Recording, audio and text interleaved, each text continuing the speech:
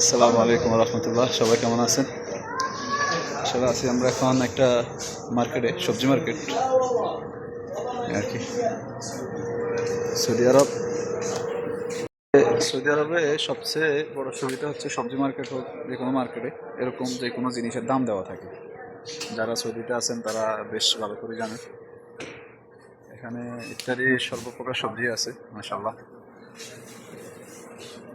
এটা হচ্ছে মোজাম্মেতে ম্যাঙ্গা। হ্যাঁ, দেশি আম নেবেন? ان شاء الله দেশি আম بعدين في شغل بعدين. هذا مدير يعني কি লাগবে আপনার? পেয়ারা হচ্ছে দেশি আম। আনারস নেন, আনারস নেন, হ্যাঁ আনারস নেন।